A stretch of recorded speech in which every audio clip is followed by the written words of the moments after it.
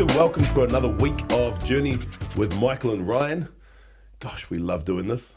It is always a fun aspect of the week, brother, as we've said many, many times.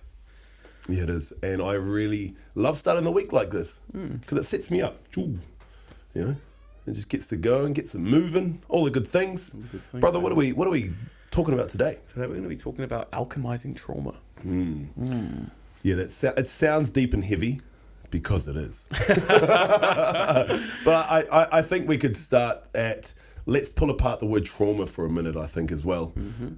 Because when anyone hears that word, they just instantly think, what's the worst that's happened? Or I haven't had any trauma, maybe you had a bit of a very average upbringing, and there wasn't a lot of, huge, heavy emotional stuff that was around, you didn't go through various abuses or things like that. So I think let's start by pulling the word trauma apart. Yeah, for sure. So for me, trauma is an event or experience that pulls you away from your true self. Yeah, that's really nice. That's it, eh? Yeah. For me, trauma is a past experience that was uncomfortable, whether or not you realized it energetically or not. Beautiful. Because the reason I say that is obviously through the hundreds of rebirths and various other trauma-informed work that we do with people and with other people, the traumas might not be remembered. There might not be an image that's stored in the mind. However, how it made you feel at the time might have been incorrect, or it might have been off, and then that's what's been stored within the subconscious and can become a bit of an avoidance point within the self.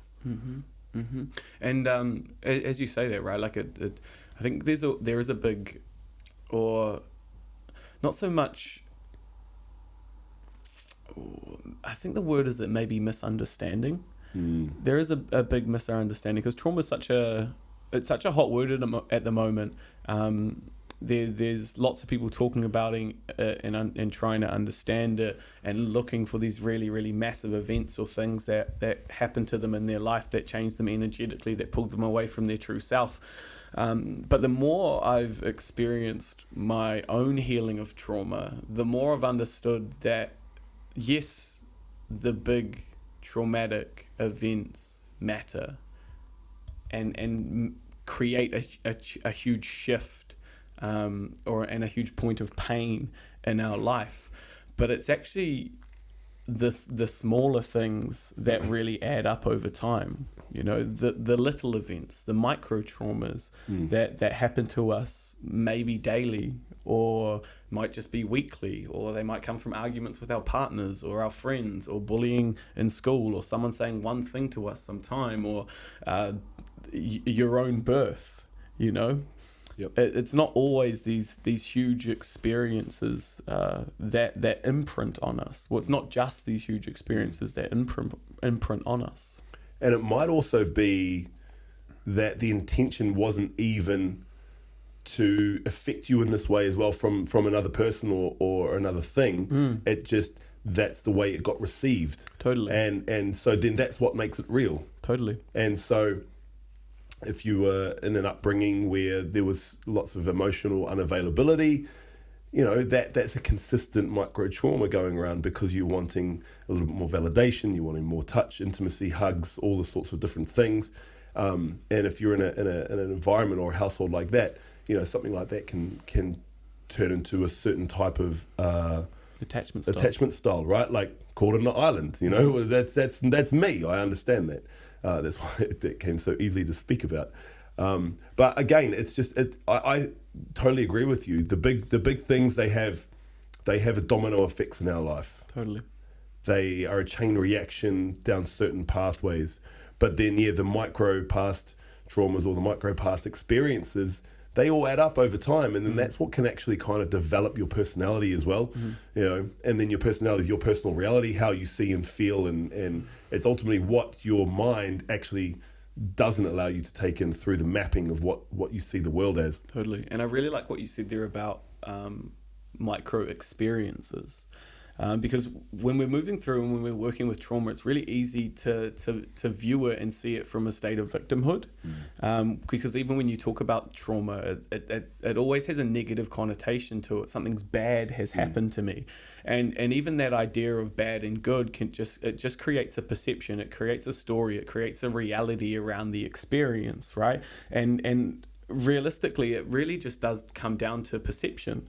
You know, it really comes down to the way in which you perceive it, the situation that happened to you, because what can be a trauma or a negative experience for one person may not be so for another person.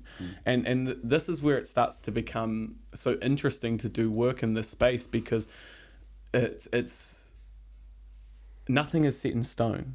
You know, you could be having a really, really deep conversation with some person about one thing, and they may be able to be open and understand it, but then you talk about a very similar situation with someone else, and they become so guarded and closed off around it. And it's such a personal experience. It's such a personal journey. And although we may go through the exact same situations based on the way we were brought up, or the reason that we've chosen our parents, or the lessons that we've had in even past lives, if we want to go that deep and esoteric into it, people are turning off the podcast right now. These motherfuckers fucking woo. But if we lose ourselves in that and lose ourselves in the story of what happened to us, then we get trapped in victimhood. And if we can start to look at it and perceive everything that has happened to us simply just as an experience, then it sort of gets rid of the idea in good and bad, and then we can go into that understanding of how can we actually alchemize this experience, how can we actually utilize this experience for personal growth, so that I can actually understand my true self even better. Well put, brother. I definitely love to subscribe to there's no good and bad. There's comfortable and uncomfortable. The uncomfortable is there to sharpen you. It's there to teach you. It's there for you to be able to move through something. I mean, imagine a world where where everything was perfect. Humans would search for something to create chaos with. Totally. We're constantly avoiding discomfort. Like our mind is wired for that. That's why we so easily get distracted in things, you know? Yeah, and you even think about business now. Think about the capitalism regime, right? It's all based off how can we create more comfort in your life. Totally. Look at technology. How can we make it easier and more comfortable for your life? It's prying on our most basic egoic, instinct program to be like, oh yeah, I want to feel more comfortable, more safe. I mean, and you can start looking at obesity levels, and you can start looking at dis-ease within people. You can start looking at autoimmune disorders and different things like that, right? If you're having a little bit more of a tougher experience with various things, it's going to motivate you to make change where you need to. But because we're starting to get more and more in this cotton wool world, starting to get more and more, I mean, COVID was a big thing for that, right? Totally. It's like, well, let's just shut everyone away. Let's not even allow our bodies' own systems to be able to learn this and fight it off like we've done since we were incepted as humans on this planet. And so that goes back to, the micro experiences we've just been talking about, traumas, and it's, they are tough for a reason. And we're not taking anything away from anyone's experience. However, there are multitudes up the barometer of levels of heightened emotionality inside a trauma experience, right? If you're going through a rape or something like that you have done in the past, that's really going to be a huge stronghold within your nervous system, right? But if you can just start to move through it, you can go through some talk therapy, you can talk about it, you can start going do some breath work or some different things, or meditation, to start allowing yourself to start feeling it bit by bit, so you can let that move through. That's what we're talking about today, is alchemizing. Alchemizing it. Because if you there's lots of different people out there. I mean, let's talk about Tony Robbins. I mean, he's probably one of the biggest known names in the help industry, right? And his main story is, I had an abusive father, an alcoholic mother, and so he's so open about those stories, but he's alchemized them to a point where he's gone through it so much that the the experience he can speak about is still there. It won't ever be forgotten, but it's not. It's something he now empowers others with his story, because there's not a part of it that holds him back. There's not a part of it that he avoids anymore. There's not a part of it that triggers him if he's in a similar situation, because he's moved through it. And I guess that's probably the best example we can give about what we're kind of talking about in that word, alchemize trauma, and how you can turn that into a superpower, and you really can. Yeah, you really, really can. And it's like 100% true what you said, right? Like when we can start to openly communicate the things that we have gone through, it means we're starting to remove the emotional charge around it.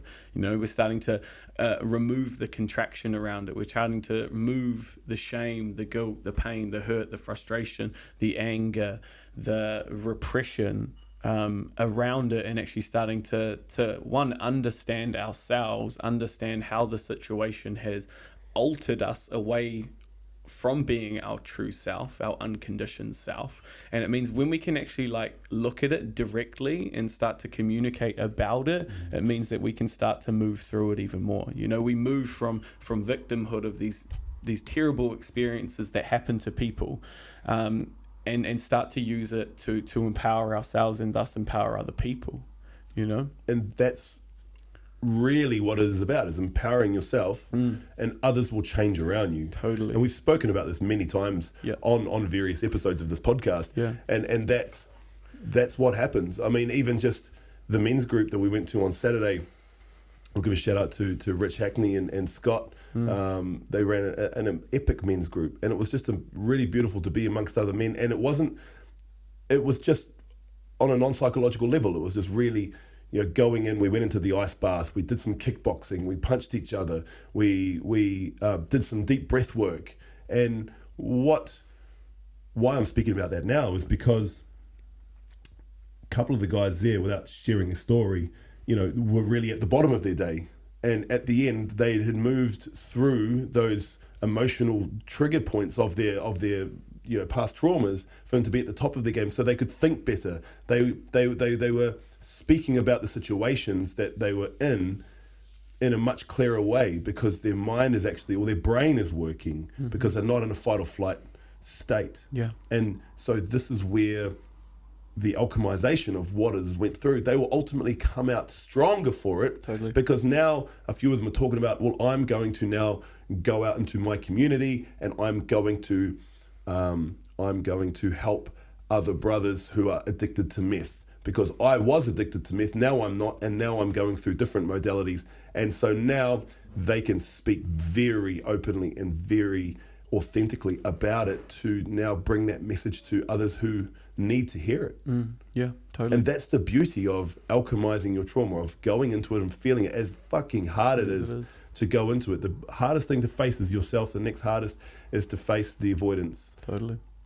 Because none of it is yours. It all got given to you. For sure. That's the point. Totally. It's all given to you. Totally. When you were standing up there choosing your parents, you were essentially a pure soul, right? But then taking that dive in, going through the 9 months in your mother's womb and being with whatever she was going through, then going through the experience of birth, and then coming out into a world that you physically know nothing about, and then having to relearn everything, you know, to go through and move through and be in this situation which you chose but didn't have any control of. You know, all of these different stresses, all of these different hormones, all of these different situations were essentially placed on you, you know, because 95% of who you are is based on the programming that happened to you before the age of 7 years old. You know, this is before you're starting to create your ego. This is before you have an identity, you know, so you take on everything that's going on around you as your own. The lived experience that your family is going through and people are putting you through essentially get stored in your nervous system as that's what life is like, you know. And if you're not seen, heard, touched, felt and acknowledged as a child, then that's going to be trapped within you. Yep. And you're going to be looking for external soothers throughout your life. And you know, that's how some people get themselves into situations that actually even cause more trauma, because they desire either to be seen, to be heard, to be touched, to be felt, to be acknowledged, so much so that they may put themselves in a situation that causes that but sometimes in a negative way. And there could be a trauma bond there as well. Totally. Because obviously what we avoid is what we attract. Yep. What we avoid is what we become. Yep.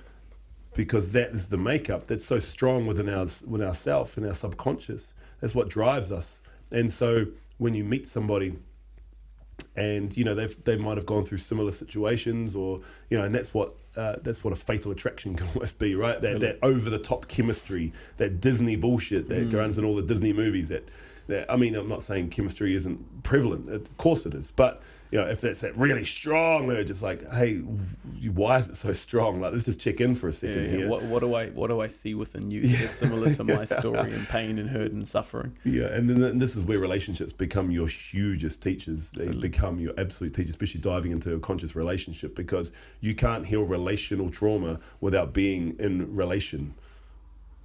That's as simple as that. That's what I've now worked out. Yeah, totally. And then that's where the discomfort comes for people, right? Because they go into this relationship, and after the honeymoon period, they start to realize who this person truly is. They start to see the aspects of themselves that relate back to their parents. Maybe they've avoided being like their mum or their dad their whole life, but as soon as they get into a situation or as soon as they move into something new, they find out that a lot of the way that their parents loved is very similar to the way in which they love, because that's the only love that they know how to give and also receive, right? And then you've got to be able to go through that and move through that with someone else who's also going through their own processes, their own conditioning of what love is and what it needs to be. And if you're not able to, one, understand that, two, hold yourself in it, and three, realize that you need to be able to communicate your needs and your desires and be able to talk about some of the situations that you had in the past, so that ultimately your partner can understand what your true way of loving is without the conditioning. So it doesn't matter if you start as a trauma bond. I mean, that could be great if you can both move into it. And I think I feel that it doesn't matter about any of those trauma bonds and everything like that. If you've got somebody who's at the level of commitment as you are, as matching your commitment level, then you can go into it. Totally. Then you can totally go through anything, everything, as painful and as hard as it is. Because if you've got just deep commitment, you're both all in, or you're all in. Regardless, you might be in a multi-situation. Who knows? Who knows? Not trying to stereotype a relationship here. But if you are going all in and someone else is all in, then you can get through those tougher times. You can get move through those mirrors. You can get your unmet needs from childhood met through your relationship, so you can grow from that. And this is where you can alchemize your trauma, or you need to, for you to expand in your relationship. And that goes with your friendships as well. All ships. And your relationship with yourself, And yourself, exactly. You got to hold yourself to bullshit. I feel that we do that pretty well, which is great. I mean, even just a situation just before, this is where we're at with our tools. I mean, we sit here and we talk about all of these, but we still go through life just like everyone else. We still have ups and downs and issues with our relationships and uncomfortability and all that sort of stuff. I was at the computer, I was just been tapping away, been there most of the afternoon, and you received the way that I was saying something in a way that I wasn't sending it. But maybe I was, but I wasn't aware, and you said there, and then I apologized, and and then it was all done and dusted, right? Like there was no reaction for it. There was just like, hey, this is coming in hot. And then I said, oh shit, I apologize, because it's not meant to be sent that way. Totally. And so again, it really is the little things helping you get better at the little things, because that's it. Because those little things, if you're not able, or you're unwilling to be able to move through those things, they just build up as well. And so, this resentment and shame and guilt and all the things can come up. And so yeah, you can alchemize your pain, you can alchemize your trauma, your grief, you can alchemize your past experiences by feeling it to the bottom, by communicating it, by knowing that you're not going to get it right all the time as well. It doesn't matter, even the highest guru yogis in the entire world, they're going to fuck up too. They still got an ego. Absolutely, right? And so we're not trying to say we're perfect or anyone needs to be perfect. Perfect should be just removed from the vocabulary. Totally. But you can get better. You can get better. You can... Well, it's not even... I don't even think it's about getting better. Not even better. Yeah. Not even about being better. Just having a greater understanding of who you are and the things that you go through, right? Yeah. Yeah. Because it's like... It takes time. It takes time, and it takes multiple different things and multiple different modalities, and understanding certain things and putting yourself in new situations and being okay with fucking mental breakdowns, being okay with sitting in pure bliss and elevation and like living in an elevated state, and then being okay with the fact that you purposely break it all down, you know, and noticing that these patterns and things within yourself, and that only comes through time, and that only comes through awareness. So like thinking that you're going to move through everything in 3 weeks or 12 months or 3 months or fucking this life, like it's you're only really fooling yourself, you know. Yeah, I had a question the other day from someone who was inquiring about rebirthing, and she goes, well, how many rebirths until we're done? I said, well, I've done well over 100 now, and I'm far from being done. She's like, oh, really? I said, look, you know, you're coming for 10. 10's a good number for you to start to really feel change. You feel change after each one, but 10, you've got a good grasp on a lot of things, and you're shifting through. But that was quite a funny. I did have a little chuckle to myself. You know, how many have we done? Yeah. But that's where the human mind and bias comes in, right? Like, because we want the journey to be linear, we want it to be laid out. You know, we want it to be simple. We want there to be a guidebook on it. You know, we want it to be just one and done, and I'm happy again. But realistically, it's like the especially at the start of the journey, the more you go into it, the more you actually have to start to become uncomfortable with sitting in sadness, you know, because you're going to go through some dark periods. They call it a dark night of the soul for a reason, and like this is why it can be so challenging. I always laugh with my clients, like ignorance is bliss, you know, because we're talking about all these things and we're guiding them through and using all these different processes, and they're like, man, when does it stop? And it's like, well, you shouldn't have started, because it never stops. But that's the beauty of it, because you actually become the alchemist of your own life, because you're no longer just waiting for life to happen. You're going directly towards it. This is a beautiful saying that I heard the other day, that a cow and a buffalo are very, very similar in nature, but they act very, very differently in a storm. In a storm, a cow runs away from it. Yeah, it tries its hardest to avoid the storm at all costs. It just keeps running until it reaches the edge of the paddock. If there is no paddock, it'll just keep running forever, trying to stay away from the storm. The buffalo runs directly into the storm. You know, it just goes full ball directly into it. And realistically, when you're going through these situations, it's better to be the buffalo than the cow, because if you're constantly running away from things, they're just going to constantly keep chasing you. And when they do catch up, you're going to be running at such a pace that it's just going to stick with you forever. You know, at least if you are the buffalo, you're running directly into it. It's going to be hard. It's going to be intense, but it's going to be over a lot quicker. It's really good. Yeah. I like when you said that, when someone asked us the other day about, we're at the expo. And someone goes, whoa, it's like some sort of moon or something, and the energy's there, and you know, I've been avoiding crowds for a few days, and then you said that analogy. Yeah. You go, well, we're the buffaloes. We're running into it because that's what we do. It's what we do. And it was a successful weekend. But I think that comes with time, right? That comes with practice. That comes with trusting yourself. Trusting that you can hold the space for yourself. Yeah. That the storm's not going to be too much, you know? Because there's many, many, many storms. It's not just one and done, you know? It's like the weather, it goes through seasons. And just like us, we go through seasons as well. Yeah. And if you're running into the storms constantly, that becomes the normal. And then your storms become a lot more sunnier. Yeah, totally. They just do. And it's like, if you're not, it's like money as well. Like if you're fixated on it, it will be tougher to come. Because you're not working on the things around that that are your genius for you to be able to track that energy into your life. Yeah, totally. And it's like anything. If you're chasing fitness, you're chasing a body. Yeah. You will get there if you stick with consistency, but it will be a hard way to do it. Yeah, totally. Totally, and very, very true, man. And it's like something that we speak about all the time. It's like this, the journey of overcoming all of this stuff is actually just a journey of self-acceptance. You know, it's about understanding and acknowledging who you are through all the hurt, through all the pain, through all the joy, and everything that happens in your life. Like trying to come from a place of equanimity. There is no good or bad, just everything just is. Whether or not like life has been written for us and we're just following this path and we get deviated sometimes, or whether or not free will actually does exist and we have that freedom to curate and create our own lives. That really is it. It all just falls back to acceptance of who we are, acceptance of what we're going through, and acceptance that we can overcome it, and that we're here on this earth for a deeper reason than just working a 9 to 5 and having a shitty relationship and getting married and doing the next thing. Yep. You know, getting caught up in the Groundhog Day. And for some people, that's their level. Yeah. And this time around, Totally. I want this to be my last level. I want the next thing.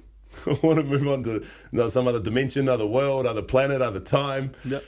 And be something else. Yeah, and that's it. Like when you have a look at Maslow's hierarchy of needs, right? Like when people are in a place of suffering, they want to move straight to self-actualization. And it's like, this is like, if I work with my clients and they're not looking after themselves physically, they're not looking after their health, they're not getting sleep, you know, they're not moving in some way. It's like, do that first, you know, give yourself those basic needs. Yep. You know, make sure you're looking after yourself, self-care, before you dive straight into the trauma. Because if your body isn't in a physical state, if your nervous system isn't prepared and ready to be able to manage that stuff, then when you feel it, it's going to feel so much heavier. You're not going to be able to sit with it because all your nervous system wants to do is run away.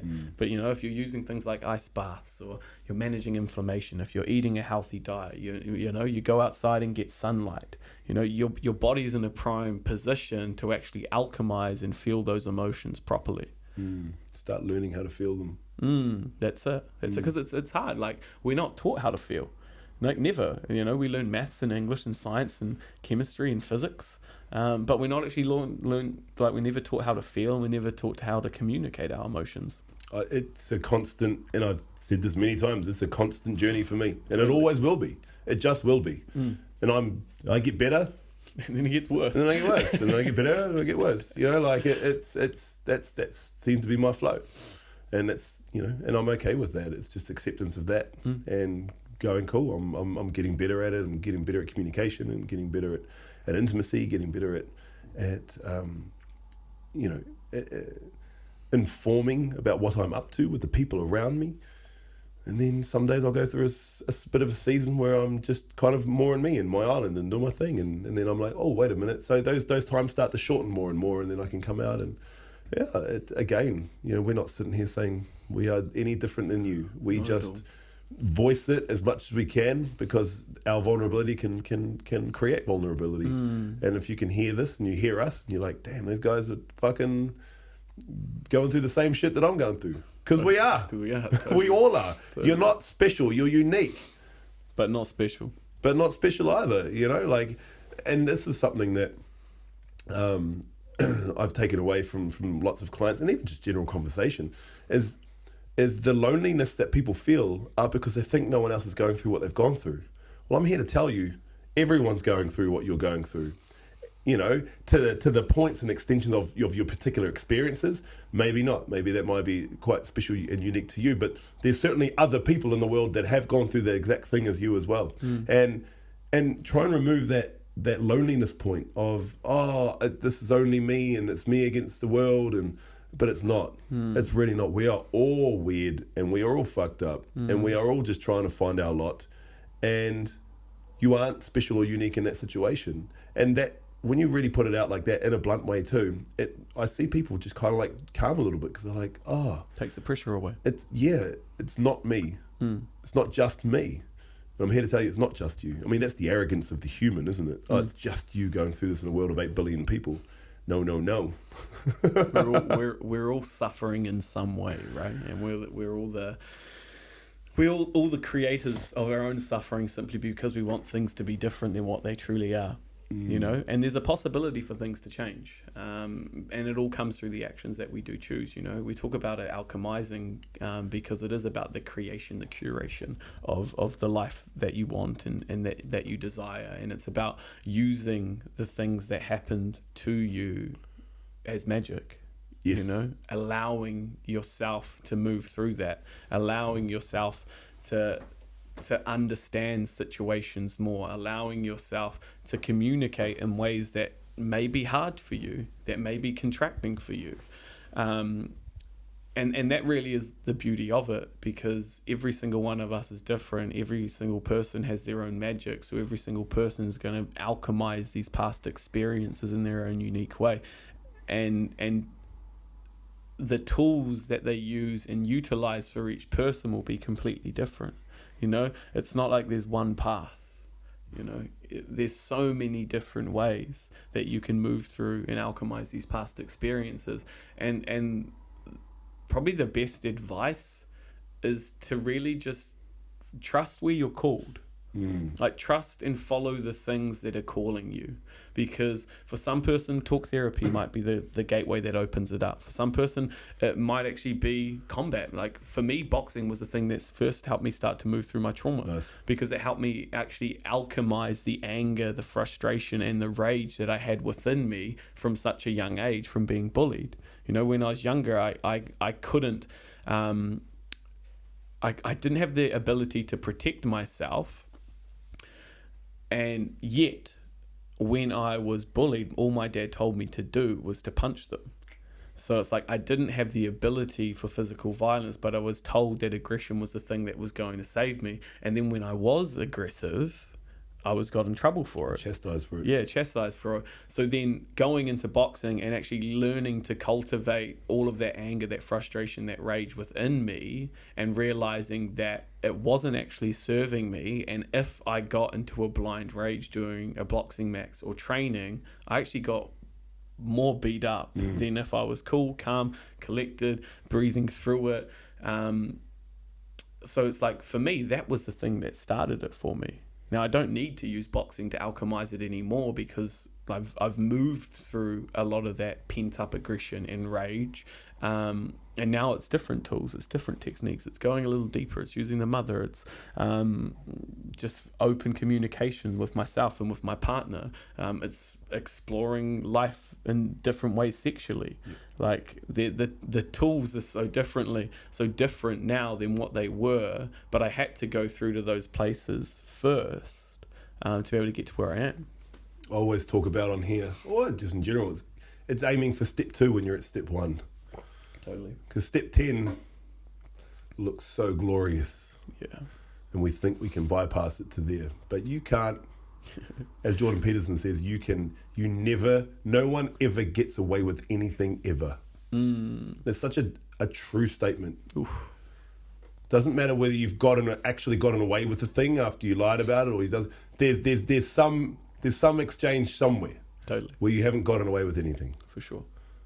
And when you kind of look at it that way, whether it's a bit of a piece of yourself that becomes a little bit less, more untrustworthy or something, that's the aspect where you can go in it, the micro as well as the macro. So yeah, step 1, you're aiming for step 2, and if you get to step 1.1, you're sailing in the right direction. You get to step 1.2, great. If you get to step 2, awesome. If you fall back to step 1.5, that's okay too, but you're still half a step away from when you first started, and you know the pathway to get to 2, so you can get there faster. It's kind of like the muscle memory that people talk about in the gym. For me, it's actually nothing to do with that. It's a nervous system response, because once the nervous system understands and is mapped, you can get somewhere faster. You can do something better, because you're not having to create a new unknown pathway within your nervous system structure to your mind from your sensory system. Totally. And once the other nervous system learns and understands, great, it becomes a little bit more natural, and that becomes repetitive. And that's like our life, right? The more we do repetitions of something, the more that's going to run that gauntlet, and then the less we have to think about it as it becomes a habit. Then the habit, do it long enough, can become personality. Totally, brother. But it's the continual check-in to see if that's actually the path you still want to be on. That's it. Yeah, for sure. And this is where like self-help and personal development can actually start to become detrimental. Yes. It gets to a point And I noticed it within myself maybe like 2 years ago, because there was this drive for perfection, this drive to keep up, this drive to do what other people were doing. And in that pursuit, I actually started to lose myself even more. The actions, the things that I was doing, the way in which I was showing up was actually starting to become detrimental to who I truly am, detrimental to my true self, you know? And so it's about realizing that and understanding that as well, you know? There comes a point when you have to acknowledge that you've done enough. Yeah. And it's not about needing to constantly chase things down. It's actually about accepting that you are who you are. Because if I reflect on who I was before this journey and who I am now, nothing's really changed. Just the chatter in my mind about the stories of the past have dissipated. That's it. I love that reflection. I had a birthday a couple of days ago. I turned 36. Yes, boy.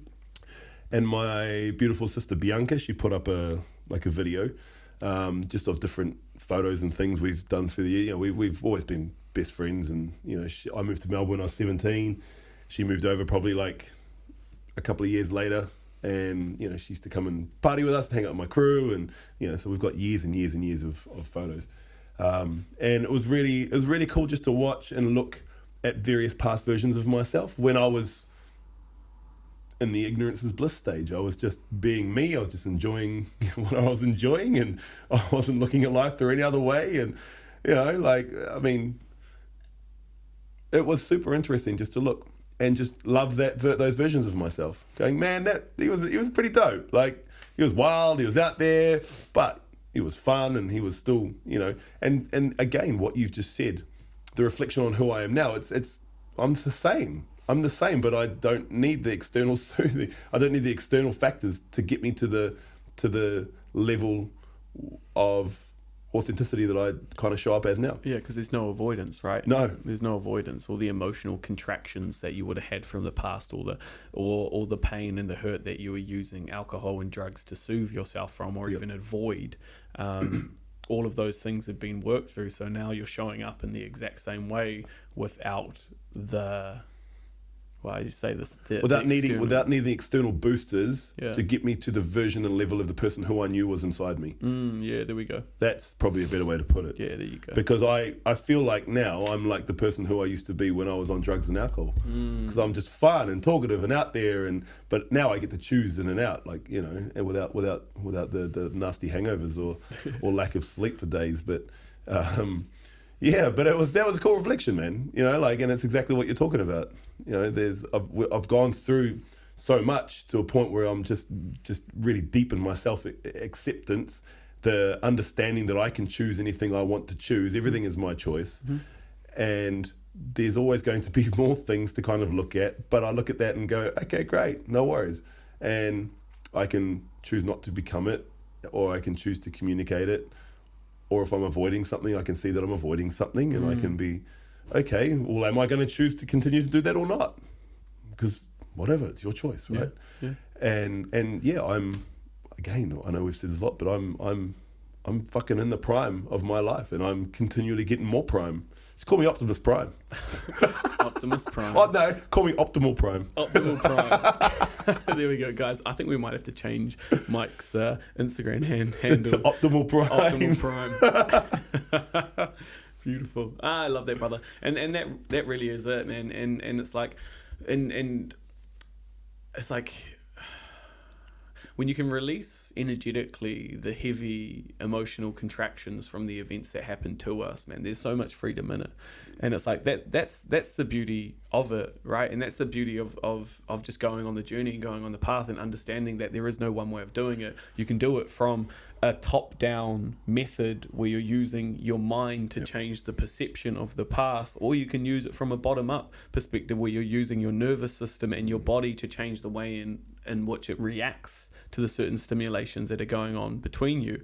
Or you can find your own unique combination of both, you know, and that's the beautiful thing. If you can find your own unique combination of healing, like, that's the alchemy, you know, because it's pulling in all these different tools and techniques and really just trusting the contractions within you. If you're having lots of negative thoughts, then maybe it is around changing your perception. But if you're having like anxiety and gut problems and you're fatigued and tired, then maybe you need to work with your nervous system regulation, or maybe you need to heal your gut so that your body can actually or your nervous system can work and function a little bit more. Maybe there's neurotransmitters that need to be balanced within your brain that are going to help you move through the situations. Maybe it's about having that conversation with your dad and telling him he was a fucking asshole when you were younger, in a nice, respectful and peaceful way. For sure. But it gives you that freedom. It gives you that ability to really take control of your life and your journey, and to no longer be a victim to it.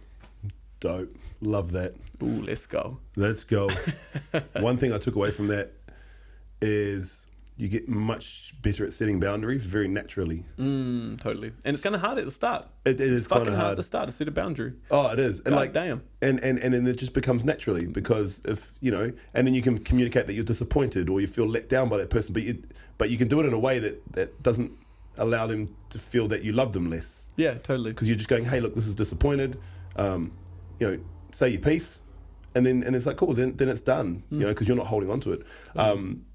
A great example of that is today. I was excited. My mum was going to fly up here on the weekend, come and stay, and her and her new husband. And she rang me today, and she goes, "Oh, look, it's lots of work. Paul's got lots of work on, and I understand I need to focus on that, and go through that." And they've just got married. They've just been on a honeymoon. Exactly. Like if you're 100%. busy, you got to be busy, right? Yeah. And she goes, "Hey, look, and I just said, Mum, that's fine."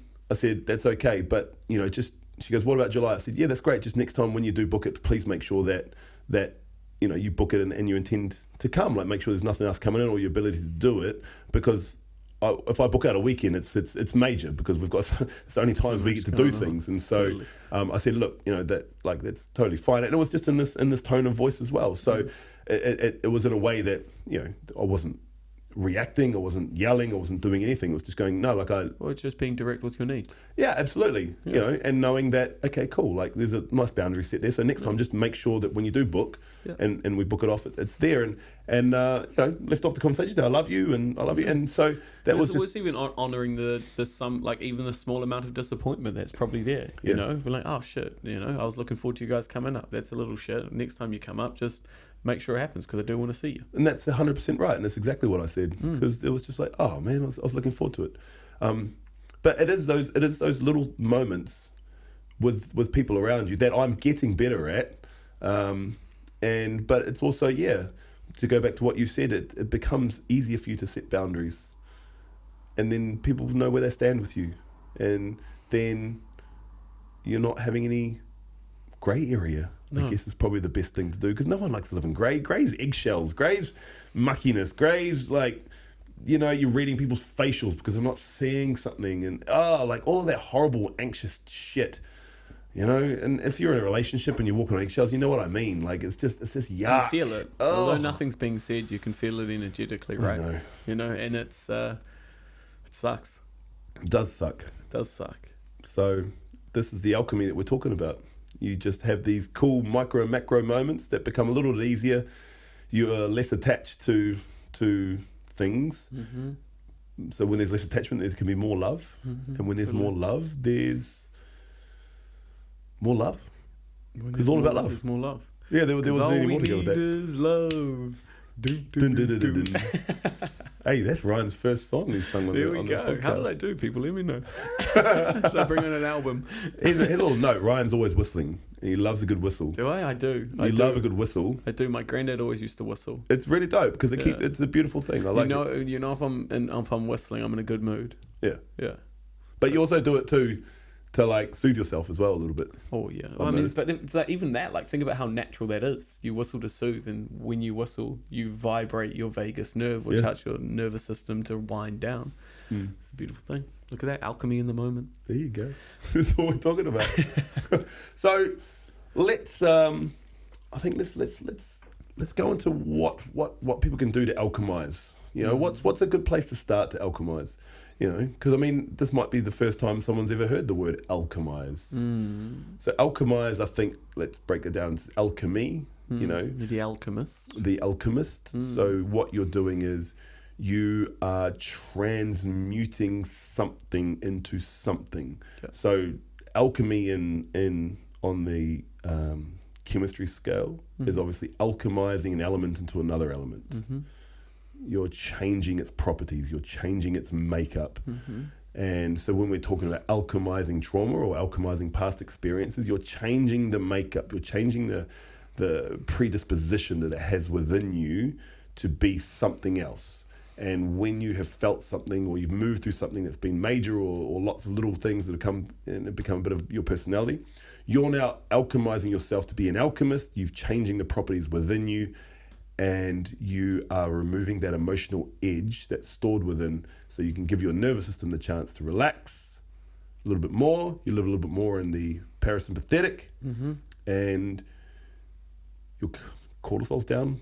Yep. You know, you're not holding so much stuff, weights, Less stress, less heaviness, fear, all that. less reactiveness. So where do you think, brother, where do you think's a good place to start alchemizing, becoming an alchemist? Man, I'm just going to talk into my own personal experience because that's probably the most meaningful thing. So as I said, for me, moving through some of my past experiences probably first started when I was 7 years old, and that was actually going to see an osteopath, because an osteopath after one session made a correction that turned me from an angry, reactive child into a little bit more relaxed, a little bit more calm. So that's why for me I think this physical body is so important. Then when I was 16 years old, I had a counsellor who again helped me just communicate some of the things that I was going through, learning to regulate myself in different ways. For me also, boxing was a huge part. Meditation at the start was massive. I don't really meditate for as long as I used to, but breath work is huge. Vipassana meditation, so 10-day silent retreats.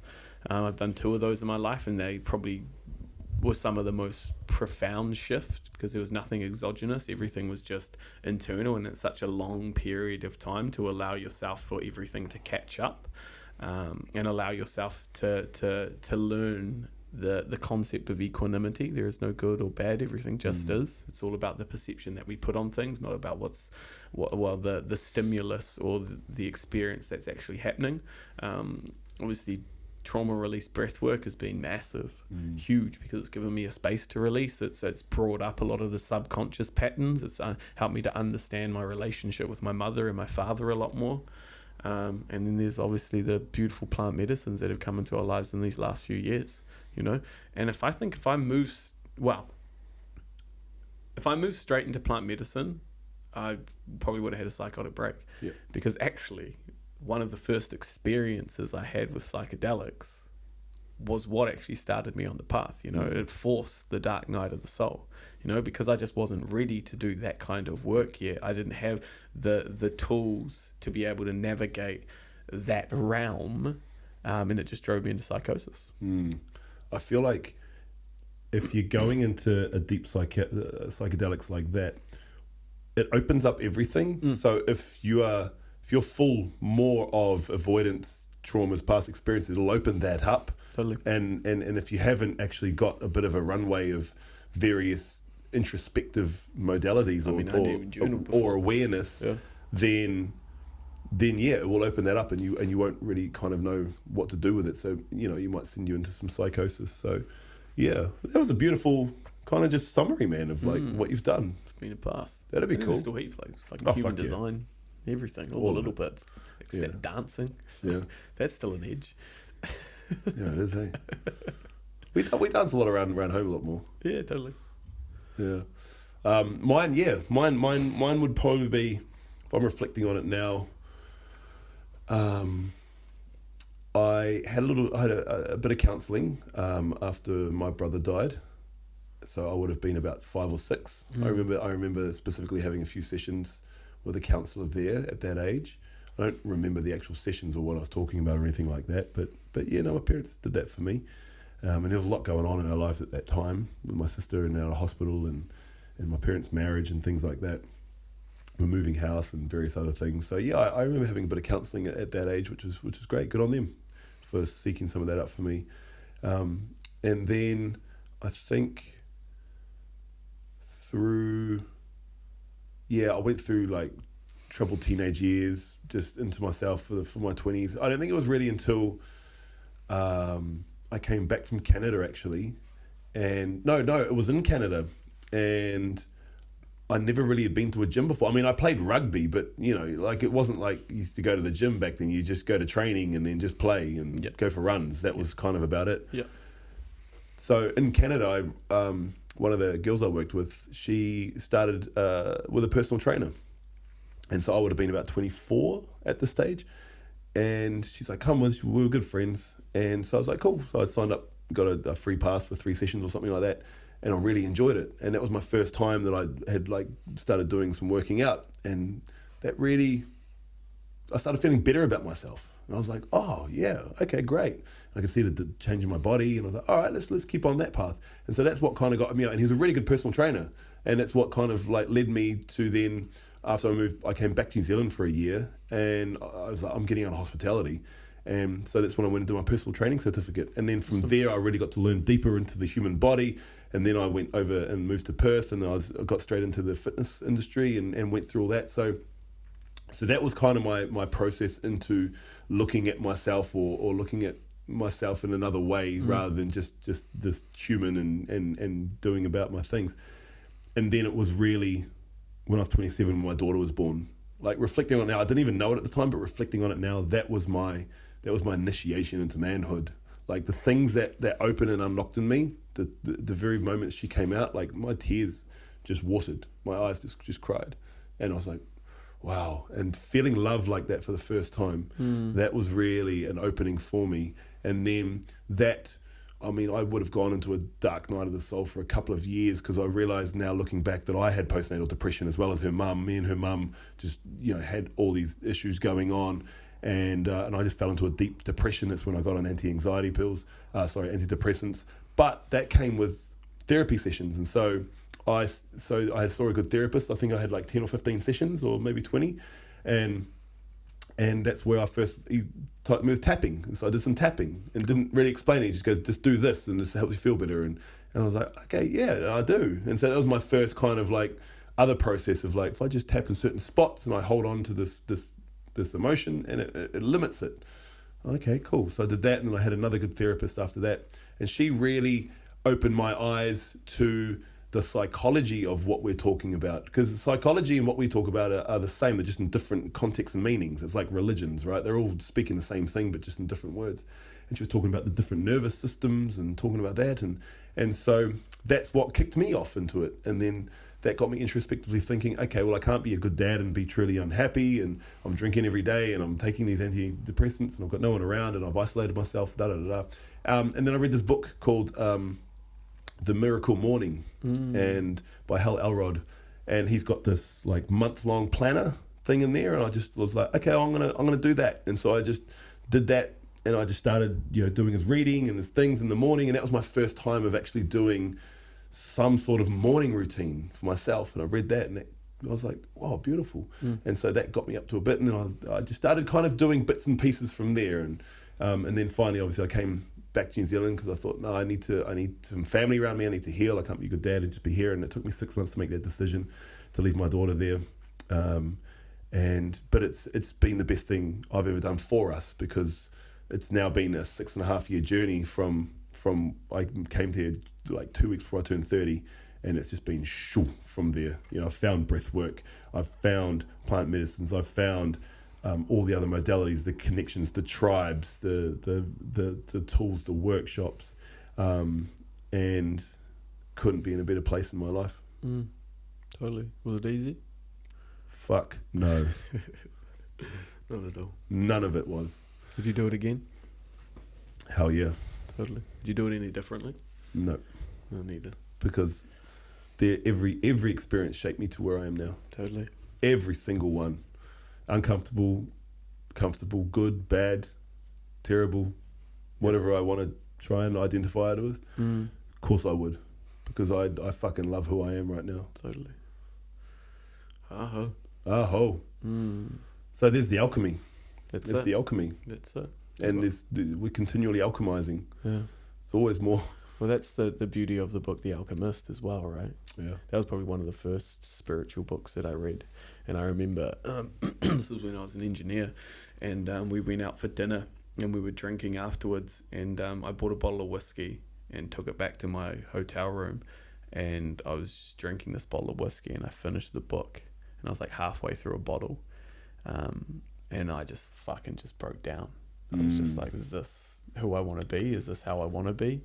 And there was a poignant moment. I haven't actually reflected on that moment much. Yeah. Interesting. But that was a super powerful moment, reading the end of that book and just taking the takeaways from that. And then that was probably one of the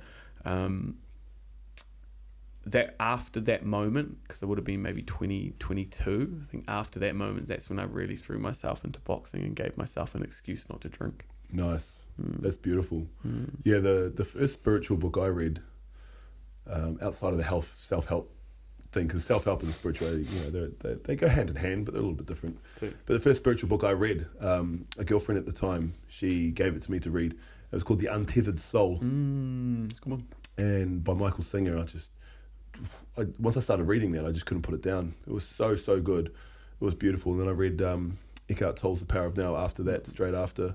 And they were great books to start with. They were just to see things in a different way. And I was kind of already experiencing breath work and things, but it was really nice to do some reading on it. But that was a great book to start with. And ever since then, lots of reading on various other books. But yeah, that's kind of the first book that I read in the spiritual path. Beautiful, brother. I feel like that's us, man. Totally. If you've stuck with us this long, thank you. Well, become your own alchemist. That's really what it is all about, That's all we want from you. You can reach out to other people and get support, because then people teach you their alchemy. Yes. You can turn it into your own. You can take their ideas and conversations and the freedom that they have within them and start to see that it is possible, So don't feel like you have to do it alone. Don't feel like you have to be your own alchemist by yourself, trying to figure it all out. It's like, reach out, get support, communicate, open up. It's a much more worthwhile journey when you're not just walking the path alone. Oh yeah. And if you want some help, we run a 28-day state change program. Yeah, totally. We run that 5 times a year, so you can connect with us, and we'll chuck you in there if you like. Come hang out in the communitas and the tribe. And Ryan and I also do one-on-one rebirths. So we've got that in the show notes. You can click that, and we can start helping you help yourself through that. And so yeah, we've got lots of tools we can offer you help with it. So just make sure you reach out, or just jump on our socials and see what it's all about. Totally, just implement what we're talking about on the podcast. It's easy just to listen and be like, I'm going to get to it, but actually just take action on the tools that we've already shared, and you're bound to start taking steps forward. Oh yeah. Aho. I love you, brother. Love you too, brother. Yeah, and thank you all for listening. We love you. We love you. Have an amazing week, and you'll hear from us next week. All right, see you later, beautiful people. Ciao.